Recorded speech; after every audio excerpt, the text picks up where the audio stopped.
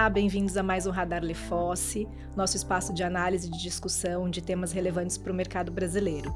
Eu sou a Luciana, sócia da prática de seguros, resseguros e previdência privada aqui do escritório, e eu estou aqui com as minhas advogadas Amanda e a Tainá para falar um pouquinho da análise e discussão do novo marco legal de seguros do Brasil. Tainá, Amanda, sejam bem-vindas, obrigada pela participação. Obrigada, espero que seja uma conversa bem proveitosa para o mercado. Obrigada, Luciana. Obrigada, pessoal.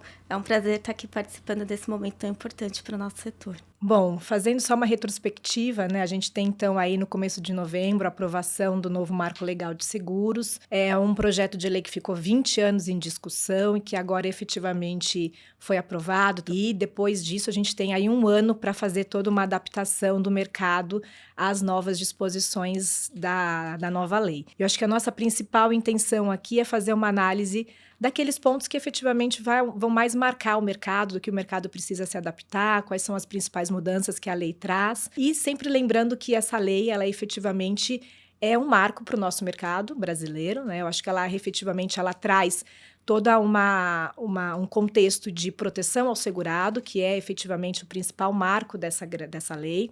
E ela está em linha, efetivamente, com grandes marcos regulatórios mundiais. Então, a gente tem outros lugares do mundo que, efetivamente, trouxeram novas leis de seguros, como Portugal, Reino Unido. E eu acho que o Brasil ele seguiu essa tendência de ter, efetivamente, uma lei específica para o seguro, né? Hoje a gente tem, como todo mundo sabe, parte desses aspectos dentro do Código Civil, parte desses aspectos dentro do Decreto-Lei 7366 e de muita regulamentação esparsa. Então, efetivamente, é um marco trazer isso para uma única lei. E dentro dos aspectos que a gente já falou, a proteção ao segurado, eu acho que ela é realmente o grande marco. E, nesse sentido, a gente não viu muita diferença entre seguros de grandes riscos e seguros massificados, e segurados de grandes riscos e segurados de seguros massificados. Então, a gente aqui no mercado, como operadores do mercado, a gente tem visto e que essa é a principal discussão do que faltou na lei, né? Eu não sei, Tainá, como que você viu isso? O que a gente tem discutido nesse aspecto sobre essa diferença? Eu acho que a intenção da lei foi realmente de unificar normas esparsas, enfim, algo que não estava bem claro na legislação e de dar uma segurança jurídica maior, né, a esse tema. Eu acho que essa foi a intenção da lei. Alguns pontos que a gente já vinha observando na regulamentação, né, que é esse ponto que você falou sobre a diferença entre o seguro massificado e o seguro de grandes riscos, né, que pode, enfim, ser um dos pontos que tenha mais impactos mesmo no setor, né. Sim, sim. A gente fica com uma certa insegurança, né? Porque, inclusive, hoje a gente tem uma regulamentação infralegal que trata dessa diferenciação e que a gente não sabe nem se essa diferenciação ela vai ou não continuar existindo, porque toda a regulamentação infralegal ela vai ter que ser reavaliada, né? E eu acho que nesse sentido, dessa falta de distinção, que eu acho que é um dos principais marcos, ela vem efetivamente trazer impacto em vários aspectos que a nova lei trouxe. Principalmente, por exemplo, né, Amanda, a questão das propostas. Então, acho que os prazos de propostas que a norma trouxe, que é um ponto inovador, diferencial, porque hoje realmente prazos de aceitação de propostas estão só na regulamentação infralegal, agora a lei trouxe isso para o aspecto legal, mas o fato da gente ter esses prazos, aí você pode explicar um pouquinho como que ficou essa questão do prazo de aceitação de proposta. O fato da gente não ter essa diferenciação do seguro massificado e do seguro de grandes riscos, ele impacta muito, né? A nova regra de aceitação de proposta, ela impacta muito nessa questão da ausência de diferenciação. Né? Exato. A lei estabeleceu um prazo de 25 dias para aceitação de propostas de seguros e de 20 dias para as propostas de resseguro. Então, a gente vê até um prazo menor para o resseguro, que demanda uma análise muito mais complexa, muitas vezes, do que o próprio seguro. E não havendo essa análise nos prazos estabelecidos pela lei, a seguradora tacitamente vai aceitar a proposta. Então, principalmente falando de seguros de grandes riscos, é muito difícil fazer a subscrição do risco, analisar o risco nesse prazo de 25 dias num seguro que demanda um valor expressivo e um risco considerado de grandes riscos aí pela legislação infralegal. E dentro dos aspectos relevantes também, a gente tem outros marcos, como, por exemplo, a questão do agravamento. O agravamento, acho que a lei, além de trazer aspectos diferenciados, ela trouxe também alguns aspectos de consolidação da jurisprudência. Ela consolidou algumas questões que estavam sendo decididas pelo judiciário para a própria lei. E eu acho que a questão do agravamento de risco foi um desses casos, né? Ela trouxe um entendimento sobre como você caracteriza o agravamento de risco, que era um entendimento que efetivamente hoje já está um pouco mais pacificado na jurisprudência, principalmente com a questão do nexo causal, né? Assim, como que a gente pode explicar um pouquinho mais o que mudou com relação ao agravamento, que eu acho que esse é um ponto sempre de muita discussão. O agravamento de risco é um ponto no nosso mercado de muita discussão, né? Má-fé, né, boa-fé, dolo, culpa, nexo causal, são sempre aspectos que permeiam essa discussão do agravamento, né? E também foi um outro ponto que foi alterado de forma bem substancial pela nova lei, né? Dois aspectos que acabam sendo muito subjetivos, né? Que se por um lado a gente trouxe a objetividade do nexo causal, a gente também deixou dois aspectos bem subjetivos sobre o agravamento. Isso, e acho que um ponto, assim, que talvez o mercado tenha que se adaptar é que tudo vai ter que ser mais claro, porque da mesma forma que a proposta, ela vai ter que incluir exatamente o que é importante a seguradora saber e explicar para o segurado, olha, se você não me dá essa informação, eu posso te negar o risco no futuro, ou eu posso, enfim, negar a sua cobertura. Então, acho que isso vai ter que estar muito bem linkado. Se é importante você falar o risco corretamente durante a proposta, também é importante, durante a vigência do seguro, você manter a seguradora informada sobre alguma alteração naquele risco. Então, acho que vai ter que ser tudo mais claro do que talvez a gente veja hoje no mercado. E a lei estabelece que o agravamento deve ser comunicado imediatamente pelo segurado, e a seguradora tem o prazo de 20 dias para analisar se ela aceita esse risco, se ela tem condição de aceitar esse risco e agravar o prêmio, ou se ela não tem condição de seguir com essa aceitação. E a lei também diferencia a não comunicação dolosa da não comunicação culposa do agravamento de risco. Ela traz essa diferenciação das consequências. Se eu tenho uma não comunicação por dolo, tem uma perda da garantia. Se eu tenho uma não comunicação culposa, eu tenho o aumento do prêmio, mas a garantia segue sem nenhuma interferência nas coberturas. E uma importante também mudança em relação ao agravamento foi trazer para a lei o que antes estava só na jurisprudência com relação ao nexo causal. Então, o agravamento de risco tem que ter um nexo causal ali com o sinistro, ele tem que ter interferido de alguma forma para o acontecimento do sinistro. Para justificar uma perda de cobertura, né? Acho que esse é um aspecto bem relevante que a gente trouxe aqui para o ordenamento jurídico e tiramos do entendimento jurisprudencial, né? Bom, outro aspecto que é super polêmico, né, e que é inovador também, é a questão da transferência do interesse segurado, né?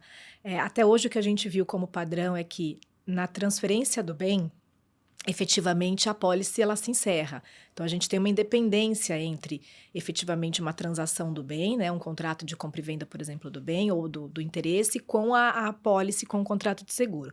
E hoje na nova lei a gente vai ter realmente uma disposição bem diferenciada, uma disposição mais ligada a um principal que segue o acessório, né? Então o bem efetivamente segurado, aquele interesse segurado, ele vai seguir ali, a apólice ela vai seguir a cessão do bem segurado. Acho que esse é um aspecto bem importante que a gente até discutiu já em questões relacionadas à compra e venda de bens móveis e imóveis, vai impactar inclusive em seguros massificados como os de automóvel, por exemplo, né? Eu acho que vale a pena a gente explicar também um pouquinho como que está essa nova disposição sobre a transferência do interesse segurado na nova lei. Da forma como foi disposta no marco legal, né? Igual você falou, Luciana, o acessório segue o principal. Então, o seguro, ele seria cedido junto com o bem. Então, vamos imaginar uma compra e venda de um imóvel. Se aquele imóvel tem um seguro de property, com um seguro de incêndio, por exemplo, esse seguro vai ser cedido. E a lei, ela não exige a anuência, nem a anuência da seguradora. Ela exige apenas uma comunicação. E nos seguros obrigatórios, nem a comunicação ainda é necessária. Então, se esse seguro de property, por exemplo, incluir uma cobertura de incêndio, e ele foi considerado como seguro obrigatório de pessoa jurídica, nem a comunicação asseguradora vai ser exigida, né? Então, é algo bem diferente da prática que a gente tem hoje em dia, que praticamente todas as condições contratuais de apólice prevêem essa extinção do seguro. E nessa linha de cessão também, outro aspecto que está sendo super debatido são as famosas cessões de carteira, né? Que, obviamente, havia já uma disposição infralegal sobre como que eram feitas essas questões das transferências de carteira entre seguradoras, mas a lei ela realmente trouxe aqui um aspecto super relevante com relação à anuência e concordância, né, dos segurados para que essa transferência de carteira, essa cessão, ela se efetive. O que vai realmente atrapalhar muito as transações entre seguradoras, né, de transferência de carteiras. Então, ela interfere, inclusive, na decisão de negócios das seguradoras de continuar ou não trabalhando em determinado ramo, né? Então, operações que a gente sempre verificou no mercado, que são operações muito rotineiras que acontecem entre as seguradoras, decorrentes das suas decisões de negócio, elas podem ser muito impactadas com essa nova disposição sobre a cessão de carteira. Amanda, o que a gente pode falar um pouquinho sobre isso aqui, da principal regra que nos causou aí surpresa na nova lei? Luciana, a nova lei parece trazer uma maior dificuldade para essas operações, porque tanto para transferência de posição contratual, tanto para transferência de carteiras, agora a seguradora vai precisar obter a autorização prévia da SUSEP, que já era exigida pela Circular 456 de 2012, mas também a anuência prévia dos segurados, de todos os dos segurados e beneficiários beneficiários, né? Então, assim, a gente fica pensando numa sessão de carteira de massificado de seguro de vida, você imagina ter que pegar a anuência de todos os beneficiários, né, que são todas aquelas pessoas indicadas pelo segurado para receber o pagamento da indenização. É praticamente inviável. Exatamente, pode inviabilizar esse tipo de operação. Então, é uma mudança que traz bastante impacto para o mercado. Sem contar que, se no caso de transferência de posição contratual, se é descumprida essa exigência, a seguradora continua solidária, a cedente continua solidária com a cessionária. E na cessão de carteiras, independentemente da anuência prévia da SUSEP, da anuência prévia dos segurados, dos beneficiários, a cedente vai ser responsável solidariamente com a cessionária até o término de vigência da pólice ou pelo período de 24 meses, o que for menor. E isso impacta diretamente as reservas técnicas, porque aí a cedente vai ter que manter a reserva técnica daquele seguro enquanto ela estiver ali solidariamente responsável com esse risco. Não, sem dúvida. Eu acho que um dos aspectos também que o mercado está começando a conversar muito e que talvez a gente precise entrar nos detalhes, né, se essa transferência da posição contratual ela se aplica também para os casos de operações societárias, né, numa compra e venda, né, numa fusão, se isso efetivamente também vai impactar, se a regra da lei também vai se aplicar, porque aí efetivamente a gente tem um impacto muito maior, né, na autonomia da vontade das partes, né, da condução dos negócios das seguradoras e do mercado em geral. Bom, outro aspecto também que acho que vale a pena a gente ressaltar, que também foi uma grande mudança, é com relação à prescrição. Acho que um dos aspectos também que houve até uma consolidação do entendimento jurisprudencial é com relação à prescrição do resseguro, que efetivamente se igualou aí à prescrição do seguro, né? Seguindo uma condução aí jurisprudencial que a gente já tinha visto, mas existem outros aspectos também da prescrição que vão impactar bastante no negócio das seguradoras, né? Tainá, explica pra gente aí o que mudou da prescrição que vai trazer esse impacto tão relevante aí para o mercado. Eu acho que os prazos em geral, a quantidade de anos, né, para esse prazo, eles se mantiveram os mesmos, né, que é o de 1 ano para, enfim, judicializar uma negativa de seguradora. Porém, agora a gente tem estabelecido, como você falou, a questão do resseguro, do cosseguro e também dos pagamentos para corretores de seguro, né, que quiserem reaver esses pagamentos.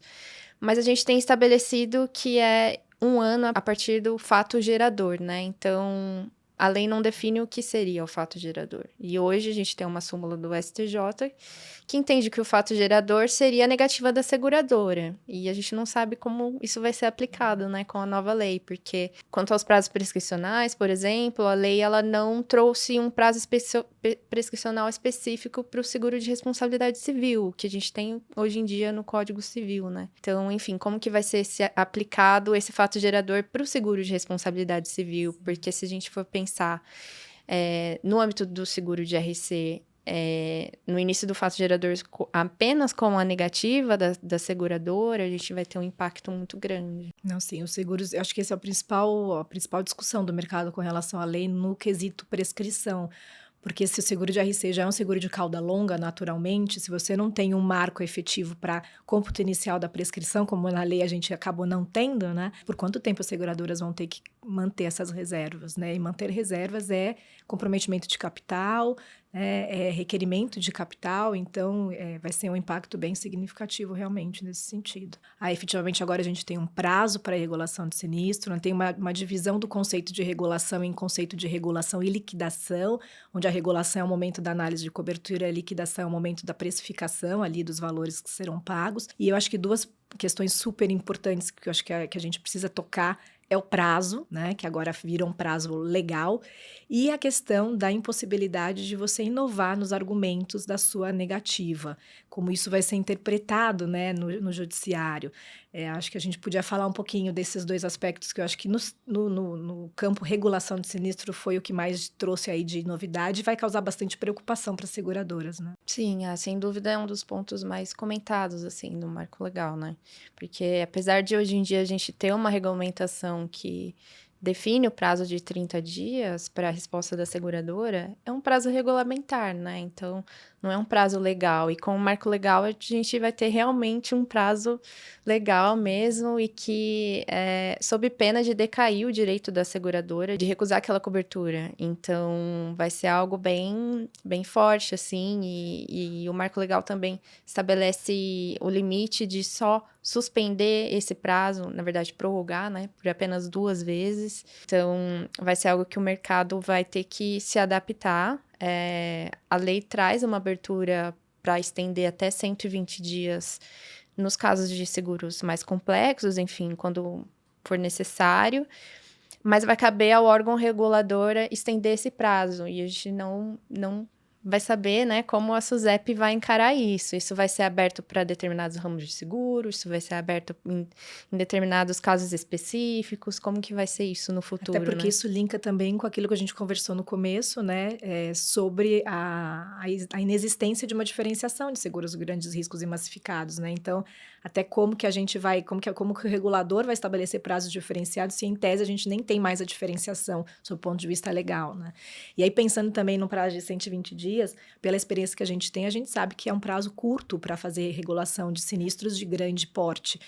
Então, realmente é um ponto que vai demandar muita atenção, acho que das seguradoras nesse sentido, e a qualidade da negativa, né? Se a gente realmente não tiver uma discussão sobre esse aspecto, né, porque efetivamente tem muito se discutido sobre a violação do princípio da ampla defesa com relação a esse aspecto da lei, mas se a gente realmente tiver essa disposição em vigor, vai ser bem complicado realmente você dar uma negativa com baixa qualidade, né? Porque você compromete realmente toda a sua discussão no futuro. Exatamente. Acho que o estabelecimento desses prazos, unido ao fato de que não tem essa diferenciação entre massificados e grandes riscos, vai demandar uma diligência muito maior das seguradoras no momento da subscrição do risco, da regulação e inclusive pelo fato de que os documentos ali obtidos, produzidos na regulação de sinistro também, vão ter que ser fornecidos ao segurado, a menos que eles sejam né? Sigilosos. Sim. E isso, inclusive, é algo que até está na contramão da jurisprudência, né? Porque a jurisprudência, ela efetivamente deixa para a seguradora essa prerrogativa de ficar com os documentos da regulação como sendo alguma coisa relacionada à sua própria condição do negócio, né? Então, exatamente. Foi algo que veio na contramão, né, da jurisprudência. E a seguradora não vai poder também, numa judicialização, inovar nos motivos da negativa. Então, a regulação tem que ser muito bem feita, porque depois não vai poder apresentar um motivo novo para negar a indenização daquele sinistro. E, Tainá, outro aspecto super importante com relação às mudanças na parte de regulação de sinistros é o papel do regulador, que é algo que hoje a gente não tem nem na legislação, né, na regulamentação infralegal, e a lei trouxe isso como um aspecto super importante nesse marco aí das disposições sobre regulação de sinistro. Conta um pouquinho aí pra gente como que ficou o papel do regulador e como o mercado agora vai ter que olhar para esse agente de uma forma bem diferenciada. Sem dúvidas foi uma posição, né, que foi dada muito mais clara aos reguladores de sinistro. E o marco legal, ele divide essa terceirização, né, entre regulador de sinistro e liquidante. E apesar dele não definir exatamente, pelas disposições da lei, dá-se a entender que o regulador, ele analisa a cobertura ou não daquele risco, e o liquidante analisa o quanto efetivamente vai ter que ser pago ou não. E agora a gente tem uma disposição que o regulador ele é solidário, né, quanto àquele risco, se não for, enfim, dada a resposta ao segurado no prazo designado, né, no prazo legal. Então, é algo bem importante que tanto os reguladores, né, vão ter que se atentar nessas regulações de sinistro, quanto as seguradoras, né, de, enfim, procurar alguém especializado, até porque vai ter que ter mais uma eficiência, né, e rapidez nessa resposta. Então, é algo bem importante, assim, de novidade que a gente teve. Outro aspecto que a lei trouxe, né, Amanda, que a gente pode explorar um pouquinho também, é com relação às despesas de salvamento. As despesas de salvamento, na verdade, no nosso mercado sempre suscitaram muita discussão, né, sobre se precisa ter uma cláusula, uma cobertura adicional ou não, até que ponto ela efetivamente ela fica a cargo da seguradora, mas em qual montante, se dentro da cobertura, se fora da cobertura, já é algo que existe no Código Civil hoje, né, sobre as despesas de salvamento ficarem a cargo da seguradora, mas a gente tem essa discussão de em qual cobertura ela se encaixa, se na principal, se precisa de uma cobertura adicional, qual é o limite dessa cobertura de salvamento, dessa despesa de salvamento. E aí eu acho que a lei ela tentou clarificar aí essas questões sobre quem é responsável, qual a quantidade e o percentual que a seguradora e o segurado vão arcar com relação a essas despesas de salvamento. Acho que vale a gente esclarecer um pouquinho, né, dar mais detalhes sobre isso. Exatamente. A lei manteve a responsabilidade da seguradora com relação tanto às despesas de regulação quanto às de salvamento, mas as despesas de salvamento não implicam em redução de cobertura. Então, deve haver uma cobertura específica dentro da pólice para as despesas de salvamento ou estabelecimento de um limite pela seguradora. E se não tiver o estabelecimento de um limite, a lei fala que esse limite vai ser de 20% do valor de cobertura ali previsto na pólice para o sinistro em questão que está sendo regulado. Então, é importante que as seguradoras se atentem a isso para prever ali uma cobertura específica ou um limite inferior, se for o caso, a 20%. Caso contrário, as despesas de salvamento vão correr a cargo da seguradora até 20% do LMG da cobertura que está sendo acionada. Eu acho que esses foram os principais aspectos que a gente discutiu, inclusive nos nossos materiais, né, de alteração. E aí, com base nesses principais aspectos, eu acho que tem muita adaptação a ser feita, tanto pelo regulador quanto pelo mercado, tanto segurador quanto ressegurador, né? Acho que o que a gente pode esperar, a gente tem discutido um pouco, né? Como que primeiro a SUSEP e o CNSP, na verdade, vão se adaptar com relação ao novo marco, porque a gente tem uma regulamentação infralegal imensa para ser revisada em um ano, né? O que a gente pode esperar aí da SUSEP, como que vocês... como a gente está discutindo isso, né? Quais são os principais aspectos que vão impactar o regulador na análise e o nosso mercado, né? Com base no regulador, assim, como que a gente vê o que vai acontecer na SUSEP e no CNSP, né? O que a gente pode esperar da SUSEP e do CNSP nesse próximo ano aí? Eu acho que a SUSEP vai ter boas Muito lições trabalho. de casa para 2025, né? Acho que não só a gente falou da regulamentação dos grandes riscos, né, na 407, mas também outros pontos que o marco legal deixa aberto para o órgão regulador dispor sobre, como, por exemplo, o prazo das propostas, né, em casos que tem capacidade, complexidade técnica, uma complexidade técnica maior. No caso da regulação de sinistro, também essa extensão de prazo para 120 dias. E também tem uma previsão de divulgação de decisões judiciais e arbitrais, né? Que hoje em dia a gente não tem, né? Esse arcabouço na SUSEP. Então... Sim, hoje a gente não tem nem um ementário das decisões do Conselho Diretor e até do Conselho de Recursos, né? Então, vai ser um desafio realmente para o regulador fazer esse inventário de todas as decisões arbitrais que venham a ser discutidas aqui, né, no Brasil. É algo que vai precisar de uma mudança completa, né? De sistema, uma mudança de pessoal, enfim. E no mercado também, né? Nas seguradoras também, porque a gente vai precisar de muita mais capacidade técnica e de pessoas para responder proposta, para regular sinistro. Sim, então. E eu acho que até pegando um gancho que você falou de sistema, né? Numa das discussões que a gente teve com alguns clientes, eles falaram justamente isso, né? Ninguém está pensando, inclusive, nas questões sistêmicas que vão precisar ser alteradas, né? Porque hoje você tem realmente lá todo o processo, principalmente no massificado, um processo de análise de proposta, um processo de pagamento de sinistro, né, é todo já muito pautado em tecnologia, em informatização, né, uniformização dos processos de regulação e pagamento de sinistro, e tudo isso vai demandar uma alteração, porque os prazos alteraram, os procedimentos alteraram, né? Então esse é um outro aspecto que eu acho que vai impactar muito o mercado, além de tudo aquilo que a gente conversou. Exatamente. As seguradoras vão ter que se adaptar a esses novos prazos, muitas vezes exíguos, e é uma oportunidade também para as insurtechs, porque elas podem oferecer a tecnologia necessária para que as seguradoras consigam atender a todas essas exigências trazidas pela nova lei. E para os corretores de seguro, que vão precisar ali estar muito mais próximos dos segurados para atender essas solicitações da seguradora e conseguir entregar o processo de regulação de sinistro no prazo estabelecido na lei. Sim, não, com certeza. Acho que é uma grande oportunidade para os MGAs, né, que trouxerem essa solução tecnológica de parceria para aumentar a qualidade e a agilidade da regulação de sinistro da análise de propostas, né? Eu acho que esse aspecto é uma das grandes oportunidades de negócio com o novo marco, né? Fazer com que os processos eles sejam automatizados, principalmente para os massificados, para conseguir cumprir as determinações da lei em termos de prazo e para deixar realmente as seguradoras mais seguras no que tange a qualquer tipo de negativa de indenização que precisa ser feita. Outro aspecto super importante é com relação à alteração da lei do foro aplicável. A gente tem essa questão da lei brasileira como sendo obrigatória para os contratos de seguro, mas ela não fala nada sobre os contratos de resseguro, mas ao mesmo tempo ela dispõe sobre a questão do foro aplicável sendo necessariamente o brasileiro para todos os contratos de seguro e resseguro que tenham contratos e que impactem contratos de seguro brasileiros, né? A gente tem discutido bastante essa questão do impacto para os resseguradores.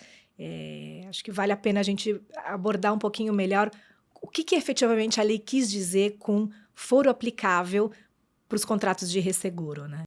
A lei estabelece que, em se tratando de resseguro, se tiver ali na lide algum impacto num contrato de seguro, o for aplicável à competência da Justiça brasileira. E, em se tratando de arbitragem, inclusive, a arbitragem vai ter que acontecer aqui no Brasil.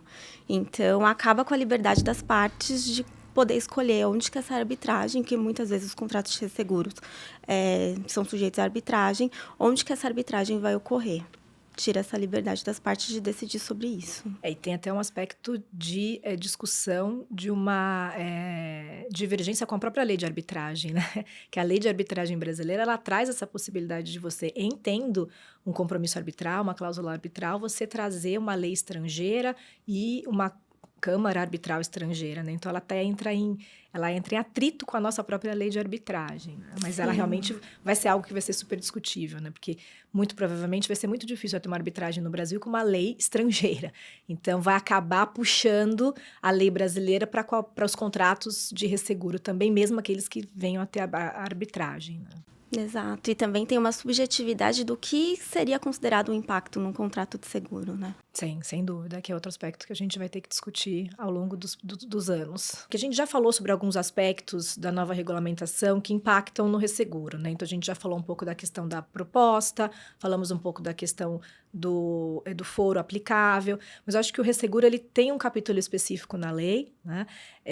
Que conversa em alguns aspectos com a Lei Complementar 126 e que com outros aspectos não tanto.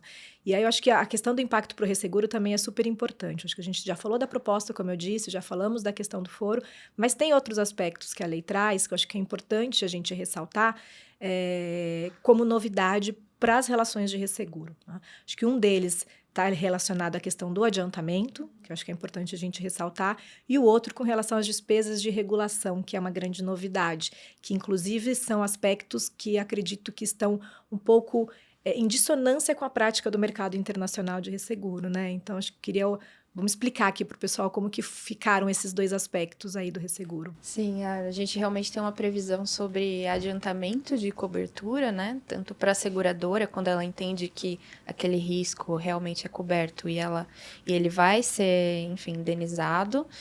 Então, a seguradora teria que indenizar e adiantar. E esse adiantamento, ele também entraria para o resseguro. Então, é algo que a gente não vê muito hoje no mercado, né? Então, como vai ser isso no futuro? O contrato de resseguro, ele vai estar ter que estar bem disposto, né, sobre isso, vai ter que estar bem alinhado isso por conta dessa novidade aí de trazer um adiantamento à indenização securitária, né? E tem a disposição de que qualquer adiantamento tem que ser efetivamente utilizado para pagamento do sinistro Exato, final, né? exatamente. Que tira um pouco uma margem de fluxo, às vezes, de administração de fluxo de caixa num contrato, às vezes, de resseguro automático que as partes têm, né? A lei estabelece que esse valor adiantado vai ter que ser imediatamente utilizado pela seguradora para pagamento da indenização ao segurado. E com relação à regulação, que é a super novidade, né? Que o ressegurador, ele fica ali, caso não haja disposição em contrário, o ressegurador fica responsável pelas despesas de regulação, o que é um pouco fora também do que a gente vê do mercado internacional, né? Porque o ressegurador acaba agora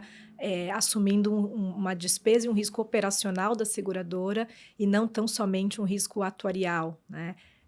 Que é algo que a gente realmente não vê no mercado internacional. Exatamente. Essa disposição vai demandar muito mais atenção das partes no momento da negociação desse contrato de resseguro, para negociar ali se o ressegurador vai querer cobrir essas despesas de regulação, que é o risco operacional da seguradora. Se tiver um atraso no pagamento também da indenização, a responsabilidade, o dano decorrente ali daquele atraso vai ser repassado para o ressegurador.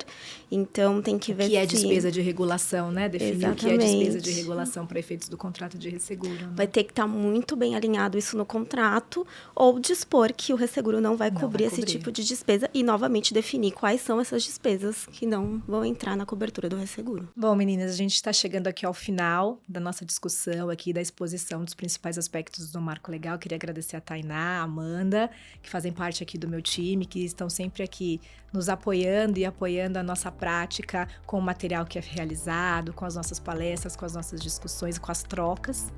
E gostaria de agradecer a todos da audiência por mais uma participação no Radar Lefosse. Fiquem ligados para as novas edições do Radar Lefosse, que terão muito mais discussões importantes aí para o mercado, não só de seguro, mas para várias outras práticas e ramos do direito. Obrigada.